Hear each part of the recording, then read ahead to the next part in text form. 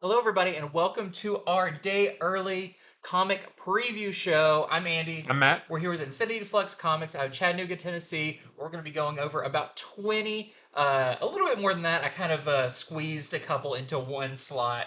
But I'll go over them fast. Books this week. These are some of the books we think you most want to hear about. So when you go into your shop, you'll be better prepared to know what you want to pick up. So this is a pretty big week, a pretty dense week. A lot of big titles Yeah. coming out. I think a lot of people want to check out. But let's get into it. What are you going to start off with? So I'll start with Superman: The Last Days of Lex Luthor, #1. This is a big magazine size edition. This is written by Mark Waid, Superman great, with art by Brian Hitch. So in this book, this is a Black Label book, so it's its own continuity. In this book, Lex Luthor is dying, and he goes to Superman for help. It's cool the way he does it. He gets in this giant, like crab-looking robot and attacks this small island city, and nearly sinks the whole thing. And Superman has to come in and save everybody. And then Lex is like, I just wanted to get your attention. So he tells Superman what's going on, what caused his sickness, and he says, I know you're Superman, and I know that um, you have taken an oath to preserve all life, and I know that you'll do everything you can to help me. And while he's talking about, and Superman's like, well, yeah, of course I'll help you. While he's doing all this, Lex Luthor records everything and sends it out like almost like live streams it to the world, so that the entire world knows that Superman is helping the most hated man on the planet. And it didn't really have anything to do with the story, other than Lex is just like, that's just a gotcha. Like, Yeah. I'm gonna poke you a little bit more because I know you're still gonna help me. Um, so Superman takes Lex to the Fortress of Solitude so that they can go into bottled city of Kandor. Because he says they have some of the smartest scientists in the universe there, but they are unable to find a cure for him. While all this is going on, we get flashbacks to when Lex and Clark were kids in Smallville, but not necessarily friends, not enemies, but not friends either.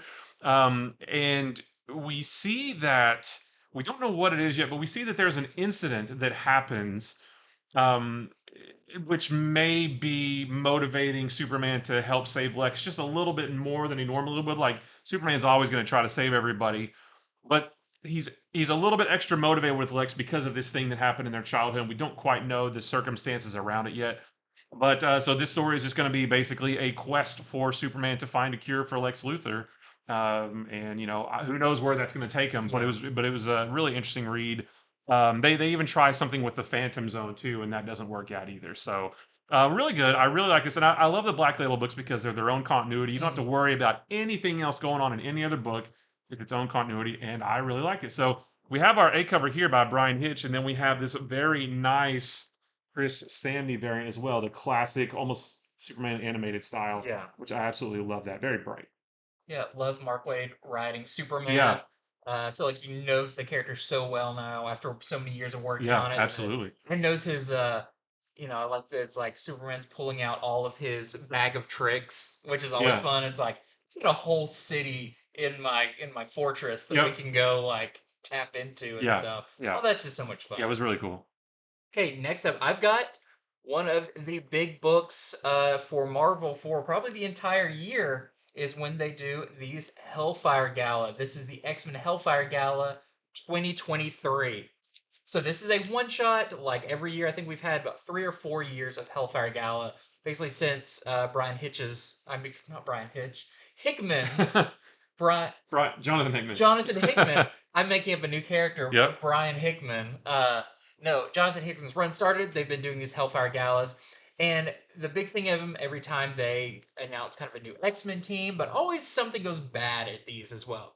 So getting into this one, this is written by Gary Duggan and with a whole host of artists. There's a ton of artists, too many to name right off, but no spoilers because I think everyone's seen the news now about Kamala Khan is not dead. She's going to be the next mutant Yeah. that's going to be coming out.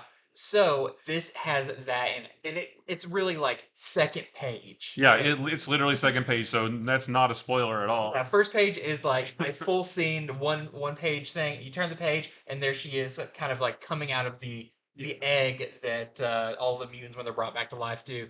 So this is where you see, and kind of some of the explanation of Kamala as a mutant. Now she is an Inhuman and a mutant, and that's kind of explained a little bit further that her Inhuman powers have manifested, but her mutant ones have not yet. So her embiggening powers, stretchy powers are still there. Yeah. She still has them, but I guess there's some mutant powers to come. Yeah. Gee, I wonder what they'll be.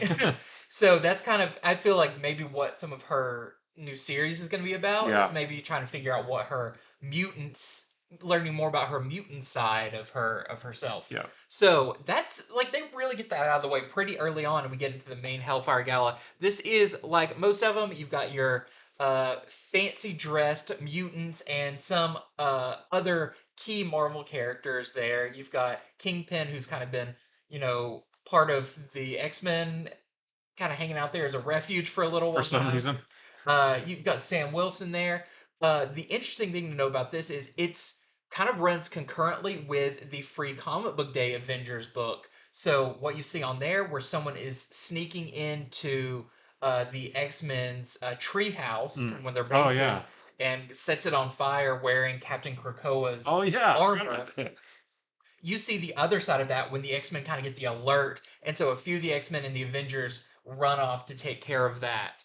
Now, this is where we get into the part where it's like, okay, they all went off, but let's continue with whatever we're doing. We're gonna announce the new X-Men team. And we get it. We get the new X-Men team. I'm not gonna name them all here for various reasons, but let's just say this is not the fall of X for no reason. Sure. Let's just say that a lot of this does not work out the way the X-Men hope. This is a lot of the storylines with the Iron Man Sentinels coming in, Nimrod, Mr. Sinister, Myra McTaggart, Orcus, right? Orcus. Yeah. All of these villains are coming together, and this is where their big play is going to go down. So, I will say also, there is a ton of major deaths in this. Like, saying that for X-Men books recently has been like, yeah, but they can bring them back. With the way this ends up, it's going to be very hard to bring a lot of them back. It feels more like when I was telling you about it, like they are kind of clearing the board of a lot of characters, like so much so that almost like a House of M, where the population is going to drop significantly. We've got to see the follow-up books to see what actually happens from this. But if you're looking for stuff to go down in a book, this is, I mean, major characters die in this. Yeah. I won't say who, but many of the characters you see on the cover of this die. But this is kind of the turning point where it looks like the villains have won, and we are going to find those that remain in a very precarious situation. So, very interesting issue. Would I recommend it to anybody who hasn't been reading the X stuff? Not necessarily. This really does rely on you knowing about kind of the instruments that have been in play up until this point, especially with like the Sentinels coming in and what Mr. Sinister has been doing, Myra McTaggart's been doing. All of that is kind of a big play, as it feels like we are heading into the final stretch of this story. It's going to be very hard to pull back to anywhere stable after what goes down in this. So, if you are looking forward to this, I don't think you'll be disappointed when Hellfire Gala happens. And now I know the solicitation on the stuff. It's like after the fallout of the Hellfire Gala. Now I kind of understand where characters are where they are. This is probably the most major Hellfire Gala that there's been, I think. Probably. Because we joke that every one has something big that happens, but this is probably the biggest the last one was the death of Scarlet Witch, but then we learned she's not actually dead, all that kind of stuff. So here is some of the variants. This is the MASH variant. This was the spoiler variant. Not too much spoiler now, but you see Kamala Khan does attend the Hellfire Gala as a new mutant. So this is her outfit there. I'm very interested to see her story unfold. We also have this Lucas Wernick Dazzler variant. And Dazzler is in this as well, and her outfit is awesome. It is like she is wearing a disco ball. Yeah. So very, very cool one there. So next for me is Avengers #3. This is from Jed McKay with art by C.F. Avila, and it's just as fantastic as all the other ones. So this one is quite literally, sometimes we say, "Oh, this issue is putting all the pieces in place for something big to Like come." a setup Yeah, issue. this is literally putting pieces on a game board, ready for some big things to come, right?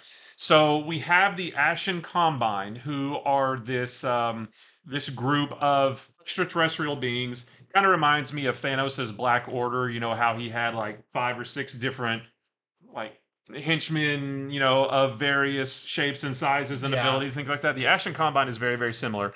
They're up in space in this floating city called the Impossible City, which we know is the first of the tribulation events that Kang told the Avengers about back in the Timeless issue back in December, and also I think in the first or second Yeah. issue of this book too. So those tribulation events, starting with the Impossible City, they're kicking off. So the Ashen Combine. I actually didn't write down the names. We get the names in the book, but I didn't write those down. But the various members of the Ashen Combine come down to Earth, and each one of them split off into a different major city and start attacking it. So it's Manila, Helsinki, Toronto, Sydney, and the Vatican. They each take one of those cities and start attacking. And I thought it was cool. Oh, they didn't attack New York Yeah. or Los Angeles, something like it wasn't even anywhere in the U.S. I thought that was really cool. So each one of them and they all have different abilities. So they're attacking the city in various ways. And the Avengers get the alert, and they realize they got to go out and stop them, and they're trying to figure out who is best suited for what. Um, so they eventually each one goes to a different location. So basically, like I said, it's literally putting pieces on a chessboard. You've got one member of the Ashen Combine here, here, here, and then one Avenger goes out to fight them. So I guess that's what's going to come next. But there's 7 Avengers and 5 Ashen Combines, so there's 2 others that go do something else. I won't say what it is, but I'm really excited to see what happens with that. But it's still really cool. There's the way they try to figure out who's going to go do what. There's a little bit of a disagreement between the group. So they're not all buddy buddy quite yet, but I can't wait to see all the different battles that we're going to get between each Avenger and each member of the Ashen Combine. So really good. It should make the next issue really really cool, and I can't wait to see how this whole Impossible City event. It's not a big event like a big summer event, but this scenario is going to play out. So if you're reading Avengers, definitely don't miss this one because it's going to bring us some cool fights in the future. So we have our A cover here, and then we have our Mark Brooks corner box variant as well. And I love these. I love these Is variants. West Coast Avengers on that one? Not really, because it's got. I mean, I guess everybody except Thor. Well, Thor and She-Hulk. Well, no, not really. Tigra, Wonder Man, Hawkeye, and I'm just Scarlet trying to Witch are the figure out only like ones. what era, what team those Yeah, are. I think you just maybe like drew names out of a hat. you know. Yeah, I'm interested also to see how many issues like these events are gonna take, and are they gonna go, in order Yeah. from one to the other? Is there gonna be anything in between?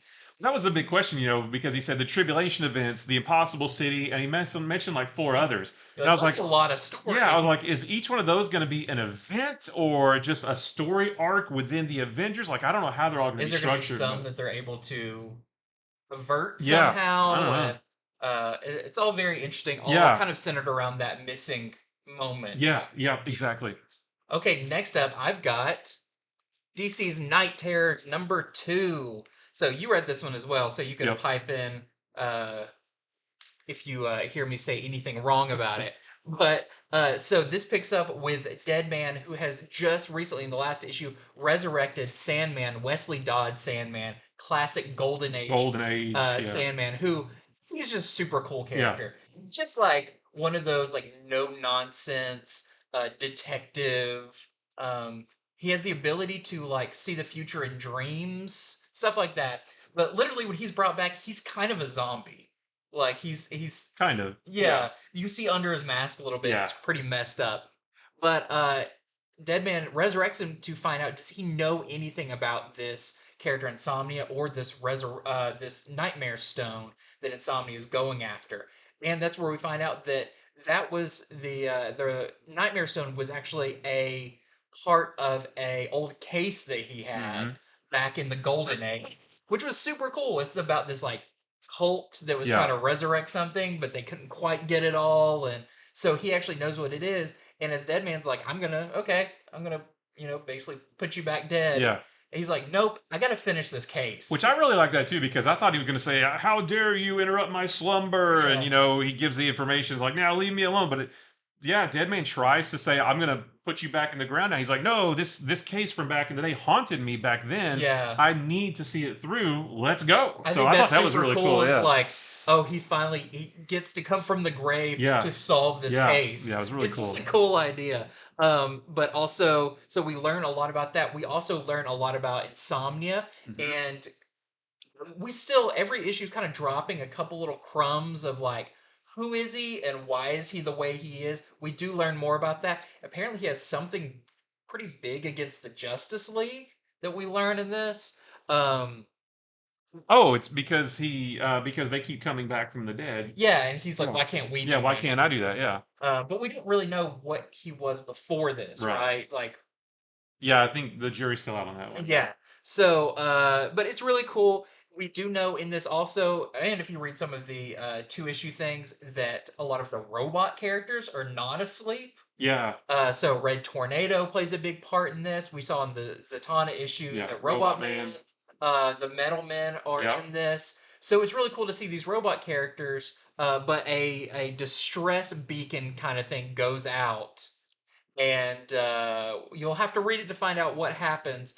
But basically, when Deadman's like, "Okay, I think we've run into a wall," something new opens up. So I thought this was super fun, Yeah, I liked it a especially lot. just the characters. I mean, Deadman. If you were to like tell me before, it's like this is going to be a Dead Man and basically Sandman book, I'd be like, well, that sounds interesting, but it's very weird to build an event around it. Reading this, you're like, okay, one thing, Dead Man looks like Batman, Yeah. so the whole time you're just reading Batman. Yeah, you're seeing Batman, but it's Deadman controlling his body. And then there's Sandman, and those are the two main protagonists Yeah, in the main book. Like that's so crazy, Night Terrors. When I saw the title, I was like, "Oh, here's another Batman event." I'm sure Superman or Wonder Woman. They're not I've anywhere. been They're saying they're the asleep. knight in this is not really Batman. No, Yeah, not at all. I like guess it's Batman like as a puppet. yeah, yeah, but I really hope this gets a lot of people to read these characters that maybe they've Yeah, never read. Dead Man, Sandman, Red Tornado, Metal yeah, Man. All these characters that really have not had a spotlight now get their own yeah. thing. And I know a lot of our customers here have really been enjoying Oh this. yeah. So I hope everyone continues to love it. I think you'll love it with issue number 2 as well. We've got some variants for you. So we've got this is the Asrar variant. That's a good one. Yeah, almost feels like this should have been for the Batman because it's Yeah. got the character from that one. We've got the kind of black light variant, very psychedelic and cool. This one's really cool. This one's very ominous. This is the Matina variant with Oh yeah. Sandman's gas All the mask. Matina variants for all of these have been great. Yeah. And then we've got some incentives. This one's really cool. So this is the 1 in 25 spokes variant, which is an homage, of course, to Oh yeah. Death in the Family. We're selling that one for $20. And then we also have this 1 in 50 Ivan Rice variant. Really selling for $5 more. This is a $25 variant. All right, so we got one from Boom. This is Alice Never After #1. I love the Cheshire Cat on that cover. So this in this book, the story moves back and forth between a more grown up Alice in Wonderland and also Alice in the real world, who looks like she's. Well, we talked about it a little bit. Like I thought maybe she was kind of in a catatonic state and that she's in Wonderland in her mind, but you said that maybe she's not catatonic, that she's talking to people in the real world, but she sees them as the characters Yeah, of, it's I of think Wonderland. what the original because this is a second series based Yeah. in this world that this is a coping mechanism for Okay. her to basically imagine Wonderland around her. And I don't know how much of like someone talking to her is actually happening, Okay. but I know in the first volume she interpreted some people who are around her as pretty key figures in Alice in Oh, okay. Wonderland. So regardless, we have two different worlds that we're looking at, regardless of physical who's physically where. We get two different stories basically. In the real world, Alice's father and her sister are trying to figure out how to cure her mental condition. They've got appointments with doctors and everything like that. While in the meantime, Alice, at least she thinks she's in Wonderland. She might actually be there. She notices that the White Rabbit is always coming and going from things, always in a hurry, always in a hurry. She wants to know what he's doing, so she actually follows him into the forest. At one point, she runs into the caterpillar there. They have a little conversation. She gets lost, and then the dodo finds her, takes her back to the castle, the what used to be the queen, the castle of the Queen of Hearts. I guess that's her castle now. More hilarity ensues with food she consumes and has an effect on her body, and then she gets a gift at the end. They give her all the people in the castle give her a gift that she's very surprised by. So Hmm. it'd be interesting to see like how she does she accept it, what does she do with it, that kind of thing. So just a good book for Alice in Wonderland fans, especially if you read the last volume. This is a good continuation of that story that I think you'll really like. So like I said, we've got our A cover here with a really cool Cheshire cat on there. We've also got our Prison. prison Yeah. variant there. Almost looks like the blacklight color Yeah, from it there. does. We've also got our Murphy variant with the key. That's a key, right? Yeah, she's Yeah. like she's standing on a key. Oh, that's Sean Gordon Murphy. I didn't even realize. Yeah. Yeah, I just saw Murphy. Yeah, and then we have our 1 in 10 Virgin Prison variant that we are selling for $10.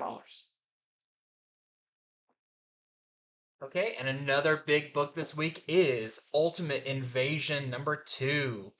So this is really interesting. Like you see that cover, you've got Hulk on there, you've got Magic, Iron Man.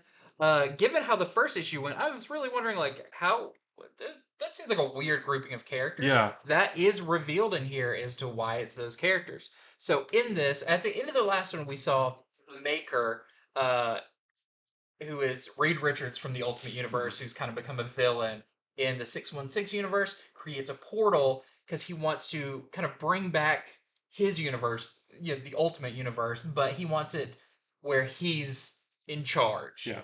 So to do this, we see at the end of the last issue that a very key moment where Spider-Man is about to get bitten by, or Peter Parker's about to get bitten by the spider. He basically smushes it, Yeah. and Peter Parker never becomes Spider-Man. Well, this continues from there, and I actually think it's a pretty significant, even though it's like space time or whatever, a pretty significant time jump. I don't know in the 616 universe if it went that far, but we've seen kind of this scenario of basically stopping Spider-Man from being created. We see it through a bunch of characters. Okay. So what does he do? Just some hints at it. You see Loki is king and Thor kneels to him, Ooh. Okay. with the Rainbow Bridge shattered. We see it mentions the Fantastic Four, or I guess I don't know if they had a name before that, the The Rocketeers, Challengers of the Unknown. basically. Um, but something happens that delays their launch by an hour, and they never get hit by the Oh, cosmic that's rays. crazy. We also get a big part in this is Tony Stark. But in this universe, Howard Stark is still alive. So Howard Stark and Obadiah Stane have created Stark and Stane Industries that is now a big thing. But we do still have an Iron Man in this universe. But is it Tony? No, it's his father. Ooh. So that's kind of there's a lot more to it than that, but that's kind of the blanket how this universe is set up. But something happens where a lot of very key people in the world get called to something to go see the Maker, and we finally see how the ultimate Reed Richards has set himself up in this universe. Hmm. So it's very interesting. Like that's what I said. We see a lot of time pass for him to get to this place. It's all very, very interesting. So most of this issue is about um, Howard Stark and Obadiah Stane in this big meeting that's going to happen. But I'll leave you with this tease that a portal opens up and something comes through it that when you see it you'll be pretty surprised by, because I was like, wait, who are these and what? Why is there so many of these? You'll have to Okay. see, but this is going to unfold into the big story of what is the Maker's ultimate plan. Yeah. And why hasn't he? The big thing is, why hasn't he done it yet? Why isn't this? Why isn't it at the point that he wants it to be at? You'll have to read it to find out. But all your questions will be answered about why these characters are on the cover, what the maker is doing, and why he needs certain people to do it. So just really fun issue. I'm really interested to see how this turns into the new Ultimate Universe that we're talking Because we about. know that we're getting a new Ultimate Universe, right? Yeah, We just don't. It may not be that Earth. yeah, I was about to say I don't think it's gonna be this one because this one feels pretty messed up Yeah. as far as we've gone. We also have I have one variant for this because I think some went to other customers, but this is the Inhyuk Lee variant with Ultimate Iron Man. Very cool. So, staying with, I guess, kind of an alternate universe sort of theme, we've got What If Dark Spider-Gwen #1. And this is going to answer the question, what if Spider-Man died on the George Washington Bridge during the big fight with Green Goblin instead of Gwen Stacy? So what's cool about this is the first like 5 pages are five are is the 5 page sequence out of Amazing Spider-Man 121 where Mm-hmm. Gwen Stacy dies. Like it's the exact same page, it's the John Romita artwork and Oh everything. wow. Yeah, they just use like those pages, and then there's a black page that says "What if," and then you turn the page and it's the current artist, and that's when things start to diverge in a different way. I almost wish that was the thing they did with each of these, where it shows you the divergent Well, I moment. think I can't remember if the Loki one was that way. I think it was. So I Okay. think I think it might be that way. So in this one, the same thing happens.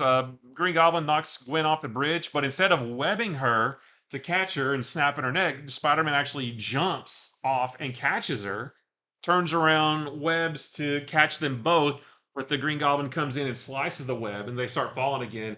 And Spider-Man hits his head on part of the bridge, the column of the bridge. It's holding it up, and I guess it like cracks his skull or his neck or something. They fall into the water. So, Gwen swims over to save him. Takes off his mask, and that's when she learns, oh my gosh, it was Peter. So she takes his costume off to preserve his identity as the Coast Guard come up. But uh, she's overcome with grief, and she realizes she wants to keep his legacy going, his legacy of helping people. So she actually tries on his costume. Doesn't really do anything, but she tries it on and starts to get an idea of what she wants to do. She actually goes to Harry Osborn for help trapping the Green Goblin, and he agrees to help her. So the two of them get together. They sort of rig up a warehouse. She puts out a notice, like dressed as Spider-Man, but from far away, to say, "Hey, I'm not dead. Come get me." So he flies in and they trap Green Goblin. And I don't want to say anything more than that because something happens. Once they get him trapped, something happens which causes a couple other things to happen. So I'm going to stop there. But it's just an interesting look. I mean, the what if books are always interesting about what ifs one little thing went differently, and this is no exception. Gwen lives and Spider-Man died. So if that sounds like a fun time to you, then definitely check this out. That's our A cover by Greg Land here, and then we have this really cool Rose Besh variant. I'll have the pink on that and Yeah. everything. Yeah, very cool. I heard Todd McFarlane talk just this week on like what makes a good uh cover, Yeah, and he said that he uses the 3 second rule. If you just turn and look at a thing for 3 seconds, turn away, and then you ask somebody what did you just see, and you see something like that, you're like, I saw yeah. hot pink and Spider I saw Gwen. Spider Gwen. Yeah, Yeah, it's like that's a great example. yep. Okay, next up, I do want to mention our website. You can head over to infinityflux.net right now. You can order any of these books you're seeing, any of the variant covers, anything right now. Or, they'll ship when they're available this tomorrow or Wednesday. But you can pre-order books. If you like some of these, you want to get on the subscription for it, you can do that. Everything that you pre-order, you get 10% off of. So, moving into our kind of next round of books, I've got World Tree #4. So this is really cool. World Tree #4 continues. I actually think compared to I love Tynan's writing, but we had Nice House on the Lake, and that kind of had a slow build out to what was going on. I feel like this one, even though we don't 100%, we don't get all the answers, but by the fourth issue, we know so much more than we did at the end of issue #1. This is no exception. In this one, we get a flashback to the discovery of the Undernet and kind of what did they think when they found it type thing. Like, what did I just do type thing. Basically breaking through the bottom of the internet, come out the other side, what's on the other side. Very interesting. It's got a cool like sepia tone to it uh, to show it's a flashback. But we do learn why they called their message board World Tree. I mean, it's no surprise it's based on like Yggdrasil. Yggdrasil from, Yggdrasil. but you learn more about why that name was chosen for it. We also uh, see what is their plan that they concocted back when they were teenagers. Now that they're older and they're trying to deal with the reemergence of the internet, what do they do if somebody is starting to get consumed by it? They actually have a countermeasure they do that's actually, let's say, funny, but it's kind of what you would expect a teenager to think of given the circumstances. And the other big thing we learn in this is the identity of the naked woman that's been in these first few issues, who's kind of feels like the antagonist, the big villain in this. We learn her identity, and that's going to kind of set the tone for a lot of stuff to come in this when you realize how she factors into it all. So just a really great issue of World Tree that expands on what we know, and I'm very interested to see where it goes from here. This is our A cover for that. We also have, this is our B cover. This is it does not say the artist's name on it. This is our B cover, kind of fallen into the undernet.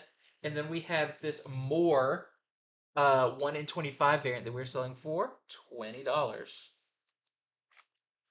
All right, so next up is Batman Beyond Neo-Gothic #1. So this is the follow-up to the Neo Year miniseries. It just wrapped up a few months ago.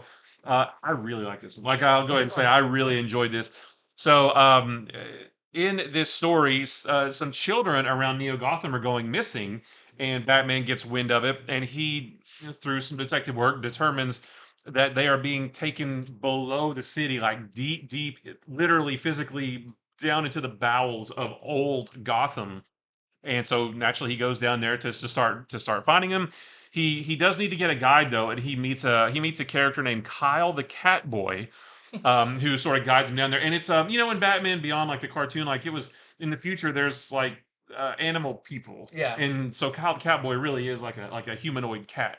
And he's a really cool character, and they have a good little few conversations. So they go deep, deep, deep down into the bowels of Gotham. Uh, Child Catboy, he even says, even I've never been this deep before, and I live down here, and I've never been this far. So they finally get down. They encounter a couple of ne'er do wells on their journey and have to take care of them. And then when they get down to the bottom, they find out that they aren't the only ones down there, and they find what maybe have been taking the kids. We don't know yet, but there's something else down there that they're going to have to deal with. I guess in the next issue and the rest of the series. So the art was fantastic in this. Like everything about it was really, really good. I highly recommend this if you're a Batman Beyond fan. Super duper good, and you don't even really need to have read the I was last about to series. ask how much does it rely on reading the They books? mention a few things, and there's a couple characters from the last miniseries, but by and large, this story is its own story, and you don't really need to know too much about it. So it's really good. We've got our A cover right there, and I love that. He got a little bit of a new suit in the last series that we see. So, and I really like it quite a bit. Then we have our Christian Ward variant, and that is Kyle the Catboy on the cover right there. Like I said, he's a cool character too. Like I like him. And then we have our Edgeker variant as well. And you can see his kind of new suit. It's not too far from the original, but it's a little different, and it's really, really cool. And next up, I've got Amazing Spider-Man. This is Amazing Spider-Man number 30. This wraps up this Doc Ock story that's been going on right before we get this big issue 31. That's they promise a lot in that. I'm very interested to read when 31 comes out.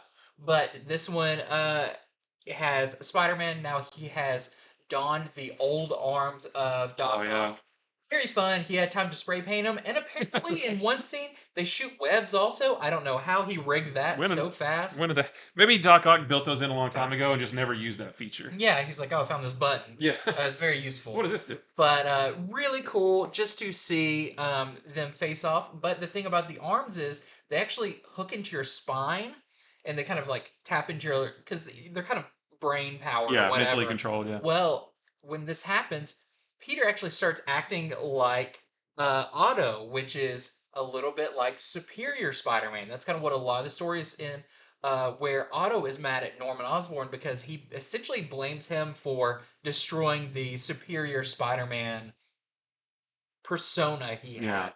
So I feel like this is has a lot to do with maybe a future Superior Spider-Man story that we're gonna get.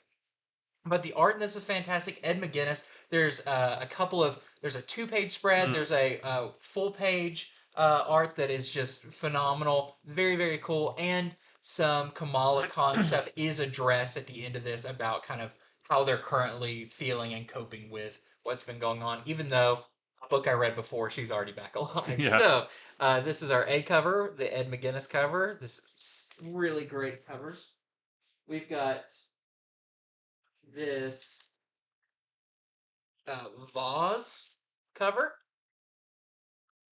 with Black Cat, and we have this Scotty Young variant with Norman and Otto in his new arms, and we also have this 1 in 25 Nick Bradshaw variant that we're selling for $15. So next we have Night Terror's Detective Comics #1. This, the first issue of Detective Comics 2-issue miniseries. This one actually focuses on Jim Gordon, and he does not know he's in the Nightmare Realm, but he knows that something's off because it's snowing in July. So he knows there's something weird going on. But basically, what happens in this is there are these three. I don't even know what to call them. There's these three interdimensional slash demonic creatures, these beings. They don't even look humanoid, but they're summoned to Gotham by Insomnia, but we don't really know why. There's these three other people who are wearing these masks with like this singular eye on it. They call themselves the good people of Gotham, and they basically ask these beings for. It's almost like they're granted a wish, but I don't really know why. I don't know how that all came about. One asks for power, one asks for money, and one asks for knowledge. And so these beings grant each one of those persons what they ask for. But it's kind of like a monkey's paw, where like be careful what you wish for, Yeah. kind of thing. So Jim actually stumbles upon this ritual, or not ritual, I guess it's a ritual, but like as these three people are talking to these beings, he stumbles upon it. And when they grant I'm just going to call it a wish, but it's not a wish. But when they grant the wish, Jim gets caught up into it too. And he starts to shatter like glass. He takes his glove off and his hand's all cracked. And he's like, well, I'm shattering, I'm breaking, I'm cracking. The character that asked for power actually looks like a twisted version of like I call it like the rabbit Batman robot suit that Oh Jim Gordon yeah. wore for a while. You'll see that on a variant in just a second. And then he tracks down the one that asked for wealth, and she's got like diamonds like spilling out of her mouth to where she's like choking, and he tries to clear her airway, and when he does, something weird happens. I won't say what it is, but it's kind of gross. But yeah, so this was a little bit more of a weird Night Terrors book, like and the good thing about this is they've all been different. Joker was kind of funny, but this one was really kind of creepy and mysterious and Surreal. surreal, yeah. But it was still pretty interesting, so I can't wait to see what happens in the next issue with Gordon, especially. So there's our A cover there. Speaking of that one, the twisted version of that Batman armor, you can kind of see it there. So that's kind of what he looks like. So there's our that is done by Bernard Chang right there, and then we've got another cover with that done by Kyle Hotz. So, and I mean, this not what the inside of the book looks like art wise, but that's the feel. Conceptual. Yeah, conceptually, that's what you get. And then we have this 1 in 25 Hamner variant that we're selling for $15. Well, next up, I've got Night Terrors Action Comics. This is an interesting cover because you got Power Girl and Cyborg Superman. This has two stories in it, and one is about Power Girl and one's about Cyborg Superman. So essentially, this is combining those two into this cover. The first story is written by Leah Williams with art by Vasco Georgiev, And this one's cool. So it's Kara, or she's now going by Paige, Yeah, Power Girl. And in her nightmare, it's actually funny because it's very relatable nightmares almost. So she's going from kind of scene to scene, kind of how a dream does, where you turn and now you're in a different place. It starts off she's on Krypton, and uh, she's being like chased by someone, which feels very like slasher movie. And her parents are like, "Oh, we don't want you. We're leaving Krypton, but we don't want you." It's kind of this like feeling of what if like my family yeah, didn't want me to abandonment. Yeah, abandonment. And then she turns and she's in a world of Superman. She's on Earth, and he's like, she accidentally in the previous dream like goes to punch the guy, but then it switches and she's punching Superman. He's like, "Oh, it's okay. You're just malfunctioning.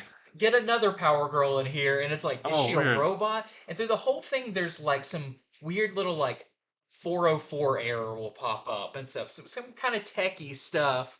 Uh, but this goes on. You see her friend Omen, that's been in a lot of it. Streaky the cat's in it, but just nightmare versions of that until at the end you kind of realize the big concept of the nightmare she's in that will be continued in the next one. So that was a really fun story. And the second one I really liked. It was a super family story using characters like Connor, like Keenan, the two new children of Yeah, Clark from World, and Natasha Irons. They're all there. They're watching horror movies. And it's kind of like, do you think the kids are too young to be watching these? And Connor like looks at him yeah, as like, are you gonna tell your parents you're watching these? Like, no. And he's like, then I think we're yeah. good. But they're watching kind of a classic '80s horror movie. But then one of the kids starts getting scared, and they're like, oh, it's just a movie. He's like, no, I'm thinking about Cyborg Superman, Hank Henshaw, because that was kind of the last big story arc in Action Comics, was that was the big villain Yeah. in it. They're like, don't worry, he's in the Phantom Zone. He doesn't even have a body now. You don't have to worry about him. But when they go to sleep, something happens, and it very much feels like a Nightmare on Elm Street, but with Oh, Cyborg Superman. okay. Also, what if some of the people that he loved starts turning into Cyborg Superman? This one was like, it's Superman based, super family, but was very like, this is a pretty good horror story. The Yeah, art was great in it. Just uh I definitely got Nightmare on Elm Street, where it's like someone coming out of the TV and all this kind of weird stuff. You turn around and this thing has changed into something yeah. else. Just really, really cool. So definitely very horror driven issue in Night Terror's Action Comics. And we're actually out of the variant cover for this because we already pulled it for our customers. So there is variants for this, but I do not have them. Nice. We're going to stick with Night Terrors for a minute, and we're going to talk about Night Terror's Harley Quinn. This is her first of her two-issue miniseries.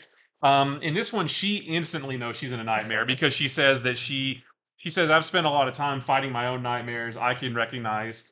She said your first mistake was attacking me with Joker, and there's a panel where like a whole bunch of different Jokers are attacking her, but it's different variations of Joker that we've seen in various like Elseworld stories, or maybe like Silver Age Joker, like all. So that was pretty cool. She she ends up fighting like Doomsday, Cyborg Superman, the Anti-Monitor. She's like, there's a scene where the Anti-Monitor rips Poison Ivy in half, and she's like, I know that this is all fake. It's what else you got? This doesn't phase me.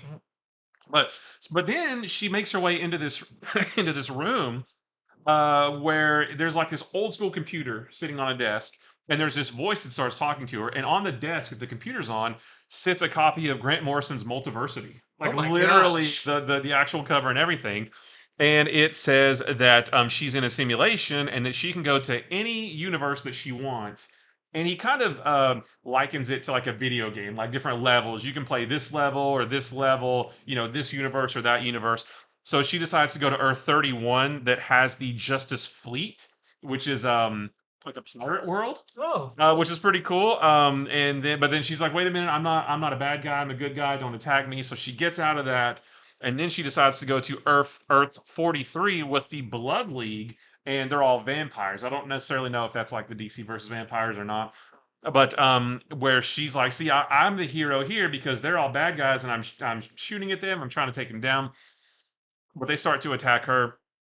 Um, and then so she gets back into the simulation room, and she starts to realize that she's not really having any fun anymore, and that she can't seem to get away from the Justice League.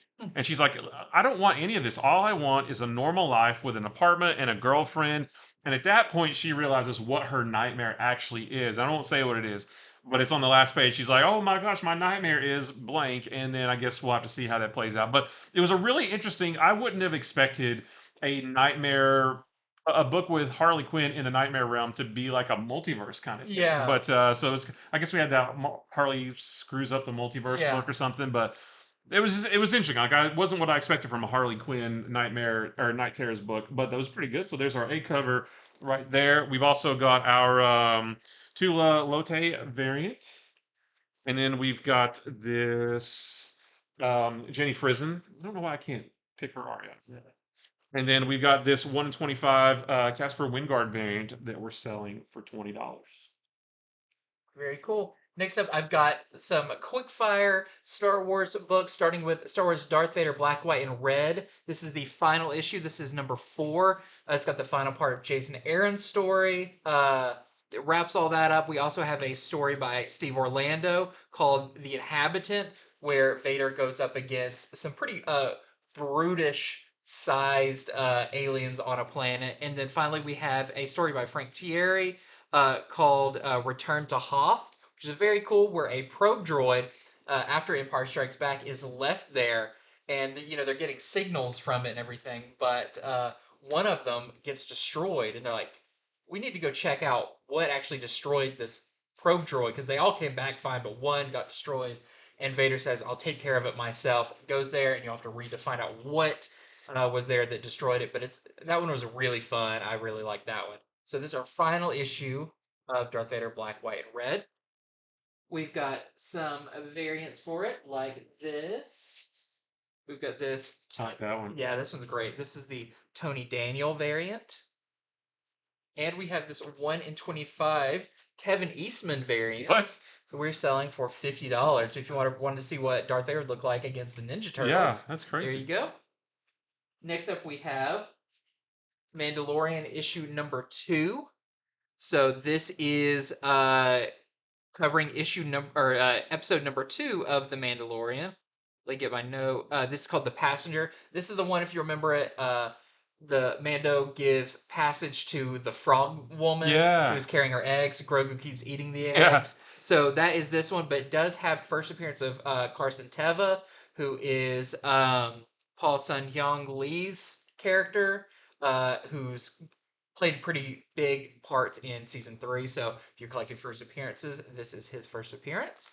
We've got the variants for this one. Now I've got to start stretching because they're first back. We've got this very cool Jerry Ordway variant. We've got the concept art variant. And lastly, I've got Star Wars Hyperspace Stories issue number 6. So this is one about Greedo working for Jabba the Hutt. Really fun. I thought the art in this one was great. But just continue with the fun Hyperspace Stories. We also, like all of them, have the Carrie Nord variant. Probably not as great as the art in number 8 is going to be, right? Yeah, I'm not going to say one way or another, but I have on good authority that the art in 8 is actually phenomenal. Nice. All right, I've got another Night Terrors book. This is Night Terrors Angel Breaker number 1. We haven't seen too much Angel Breaker. She first appeared in the Shadow War storyline, but she's getting her own 2-issue Night Terror miniseries. In this one, the story actually starts 14 hours before the Nightmare Wave, so people are still awake. They're doing things. Angel Breaker asks Raptor from the Nightwing early Nightwing books. She asks for him to help her break into this Cobra lab, where not Cobra G.I. Joe, but like Cobra with a K. Yeah, they have a machine that uses the power of John Dee's Dreamstone. So not the Nightmare power of John Deere.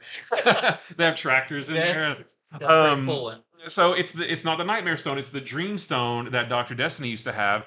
So Cobra has this machine that mimics those powers that can reach into the mind of anybody in the dreamscape, get information, get skills, things like that. She wants to get that machine. But then while they're in there, the nightmare wave sweeps across and everybody falls asleep. But then they wake up and they're like, "What was that?" Everybody fell asleep for a bit, and everything seems normal, except that there's this demonic character from this old wives' tale. The character's name is Nanny Gillo, or maybe Grillo, maybe it's spelled that, but she has come out of Angel Breaker's nightmare into the real world, but I'm not convinced that they're awake. Like, I don't know if like they Yeah. fell asleep, but then they woke up, but actually they're still asleep, but they think they're awake. I'm not too sure yet. But regardless, there is this like sort of evil presence called Nanny Gillo that is gonna cause some havoc, and they're gonna have to deal with that. So really interesting. Like I said, we haven't seen much of Angel Breaker in a while. We haven't seen much of her period because she's still fairly new, but she's getting her own miniseries. So there's our A cover right there. We've got a couple of variants too. We've got a Ivan Tao variant, the Dustin Nguyen variant that he's been doing for all of these. We've got our lyrics cover. I really like that one a lot. And then we have a 1 in 25 Hill variant that we're selling for $15. And I've got my last Night Terrors book of the week. It's Night Terrors Titans. So this one's really interesting, and I'll preface this by saying the protagonist in this, I'm not sure who it is. Now, in the beginning, and I don't know if it's set up to be that way or what, but initially, we kind of pick up right in the middle of a nightmare where this character, who I initially thought, this is just me admitting all the dumb things that I think. Initially, I thought was Donna Troy. It's a young girl, dark hair, long hair, who's running away from zombies in this house. It's a very kind of classic horror thing. But as she goes, she uh, is hearing a voice that's kind of giving her instructions on, like, hey, you're in a dream. This is how you need to get out of it.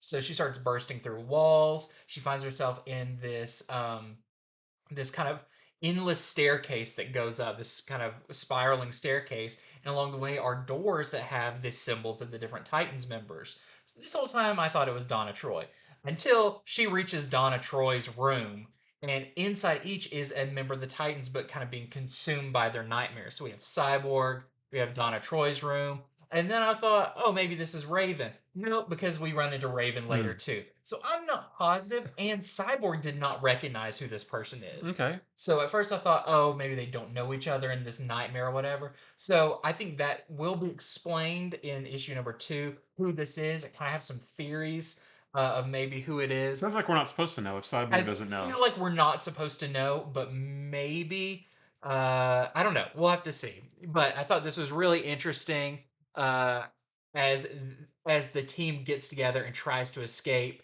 But the last scene, you realize, they've got a lot more to do. So really cool issue. I guess that was just my thought process is going. It was like me trying to uncover what this was about. But read it for yourself. Get your own theories. Let us know who you think this character is in Night Terror's Titans #1.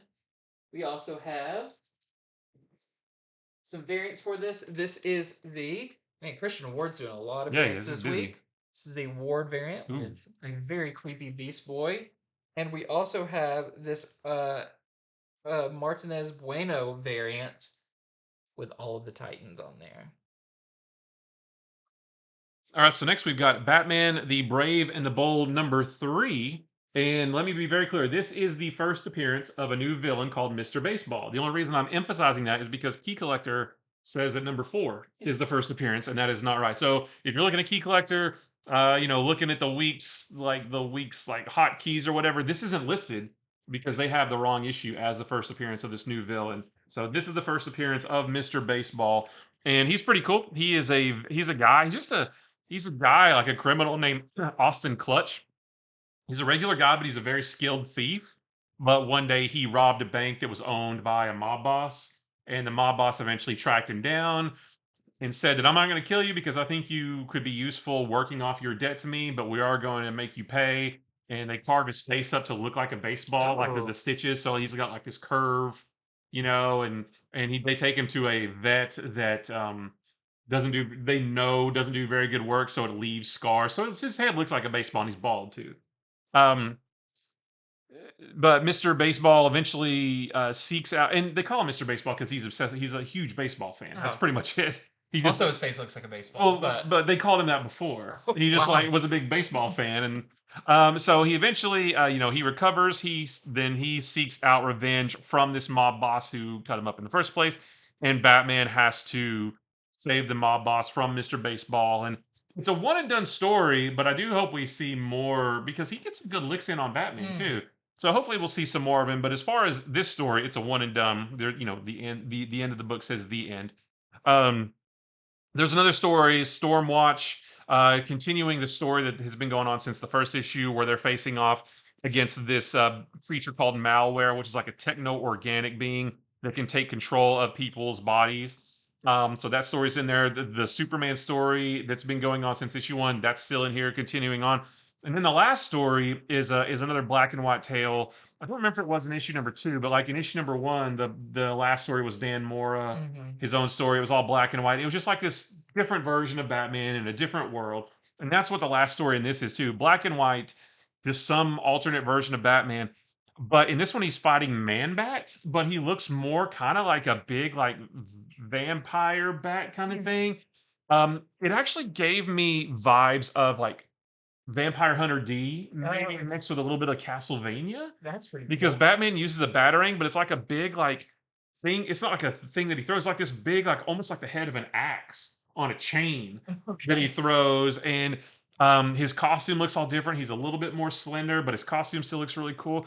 And like I said, all black and white. It just had very like gothic feel, like almost like an old Victoria era maybe. Yeah. The Batmobile in it has like six, the three wheels on each side. Like everything about it was like the design, the style of it was really, really cool. I would love to see more of it. It's only like 4 or 5 pages long, but still a really, really cool take on Batman. So yeah, just some really good stories in Brave and the Bold #3.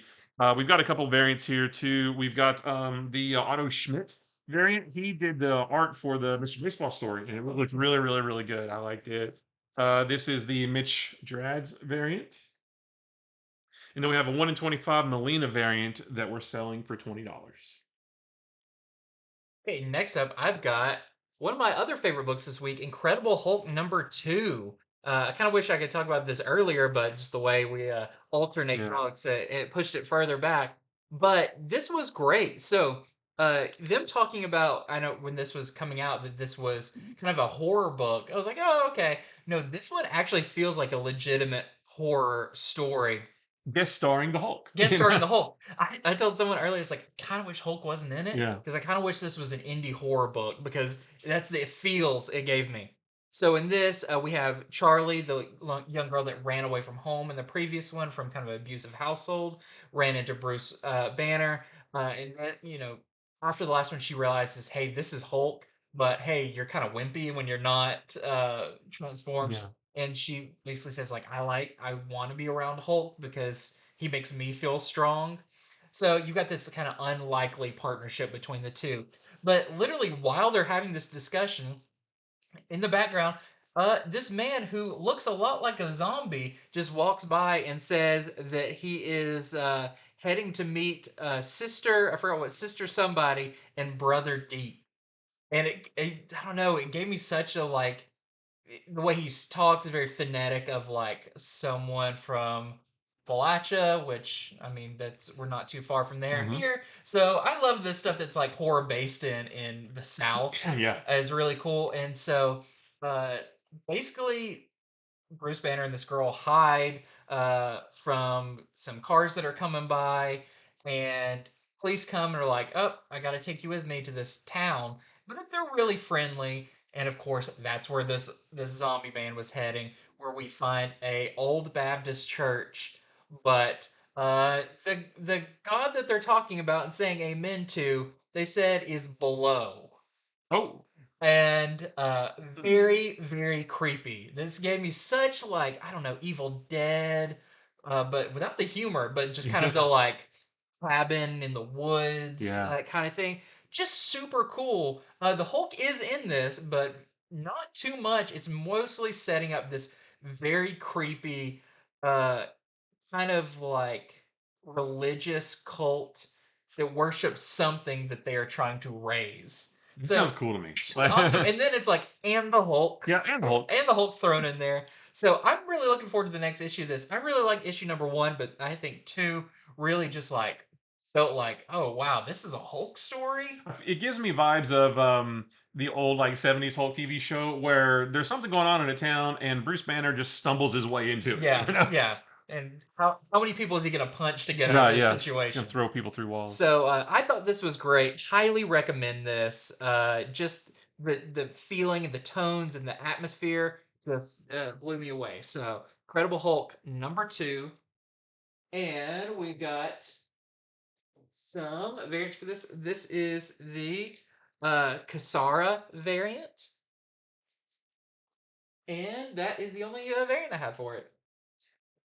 All right, so for my last one, we've got Venom number, which one is this? 23. And I want to go ahead and show one of the variants because this is something I was going to talk about. So this is one of the variants. This is the Cafu variant, and that's actually this isn't really well. They talked about this at San Diego this past weekend. That's actually Black Widow in a symbiote suit, Interesting. and this is the issue where she gets it. But it's just like, but she doesn't. This she doesn't appear like this in the book. But this is the issue where she walks into a room and sees like a little drop of symbiote hanging from something, and she's like, "Oh, you know, hey there, little guy, or whatever. You want to come with me?" And it drops itself into her hand, and that's it. So there's nothing like this in there, but this is where she comes into contact with a symbiote of some kind. So in the rest of the book, though, Toxin is a big character in this one. He's, if you don't know, Toxin is a kid named Bren Waters. He um, he thinks that his father, who works at Alchemax, is in some kind of trouble, and he asks Venom, who is now Dylan Brock, for help. Toxin gets a picture of an Alchemax employee, like all tied to a chair, and whoever it is that has him is using him as leverage because they want Alchemax to release some public documents. They do Toxin and Venom do find that person's tied up. They go to the building where he's at, but they find that there's some other people there that are also being held captive, so they help all of them. Uh, the the the guy who had the other guy tied up, he said I'm no one, and I don't, and that actually gave me no one vibes from Kyle Higgins, Yeah. but he said I'm no one, so it made me think of maybe there's an organization and they just send out these faceless people to accomplish tasks. So I'm not really sure yet. There's more to explore there, but it was a cool issue. The art was really good. Venom and Toxin, taking down some bad guys, rescuing some people, but maybe not rescuing everybody. And then, of course, there's a little tease with Black Widow at the end, too. So, just more interesting Venom stuff. If you love the symbiotes, you're going to love this. So, there's our A cover right there. Like I said, we've got the Cafu Black Widow in symbiote variant. And we know, based on what they said at San Diego, like that's going to be a thing for a while, this right here. So, Interesting. there's that. We've got our Ryan Stegman, the other variants. This is our Philip Tan connecting variant. This is the connecting slash homage variant. We've got our George Perez, Doctor Doom, who does not show up in this book, but I think he's in the next one, maybe. I think I remember reading that. So there's that. And then we have the Ken Lashley, who does most of the interior art. So most of the interior of the book kind of looks like that, which is That's really, awesome. really cool. So yeah, I love anytime Ken Lashley does interiors, and that is a really cool paper. Okay, was that your last one? Yeah. I don't know how this worked out, but I've got a couple more that Well, I I've think put. you did a couple Star Wars Yeah. back to back. Yeah. Okay. That That's was it. maybe that's what it was. Okay, so I'm going to kind of blow through these, but just let you know about them. First off, we have Poison Ivy, uncovered. I can't remember unchained, unclothed, uncovered. This is Poison Ivy uncovered. This is like the other. They did the Joker. They did the Harley Quinn. This is because Poison Ivy's had some of the best variant covers. This is a gallery of all those. But the fun thing is, like those other ones, this is narrated by Poison Ivy, and she pops up in a few pages and talks. And you, as the reader, she's talking to, basically being like, "I poisoned you with these flowers. So look at these pictures while you slowly die." And so as you read it, occasionally she'll pop in to tell you what's going on with you and also the art. At So least it's a hospitable death. yeah, she's very polite about it. So just a really fun issue, especially with so many great covers over the years. So we've got this Christian Ward variant for it, another Ward variant. We've got this fantastic Dan Mora variant, I another love one it. that really pops. And we have this foil Lyric variant. So very cool. It's Paint even me like one of your French girls. That should be the yes. name of that variant. And it's just cool because it's kind of broken down into like she says like here's people who drew me in my classic look. Here's me when I'm more monstrous. Here's me and my love Harley. And so it's broken into like sections. Just really cool. Yeah. Next up, I do have She-Hulk. This is She-Hulk number 15, and this is actually our final issue of She-Hulk. This wraps up the storyline that's been going on with Scoundrel, with the Punch Club, with all of that. But they did just recently reveal that this writer and Thank this goodness. artist is going to be continuing, Yeah. but in a new book in October, in I think? October. They're basically said taking a month off Yeah. and launching Sensational She-Hulk. So let your stores know if you enjoy this one, you want to be on Sensational She-Hulk because it is technically a different title. I was really bummed to learn that that was the last issue, but just last week they announced the new one, and I like did a cartwheel Yeah. because this book is so good, and we're gonna get more. Yes. We also have the George Perez variant for that. And then lastly, I did want to mention this one. I didn't read it because it is kind of an oversized book, but this is Jason and the Olympians. This is by local writer Shane Berryhill, comes in the shop all the time, and one of my really good friends and fellow artist, Alex Ogle, is the co-creator of it and the letterer and did this cover. And the art in this is done by Mattia Monaco. So definitely check this one out if your store got it in. Jason the Olympians. It's a mix of Greek mythology and mechs. So if that sounds like something you might like, I think you will definitely enjoy checking that out. But this was a huge week. We ran over our intended time, but we had to talk about all this because it's some great stuff coming out this week. So thank you so much for joining us. Come back on Wednesday. Today's Monday. You know what? Sure it is. I believe you. Come back Wednesday. We'll be going over our top comics to pre-order Flash. We'll be going over the books that you can pre-order that weekend.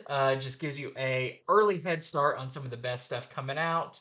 But until then, definitely head over to our website, infinityflux.net. Like and subscribe to this video if you want to see more of it. And I'm going to take a drink of water after this because there goes all my breath. But thank you so much for watching, guys. Until next time. See ya.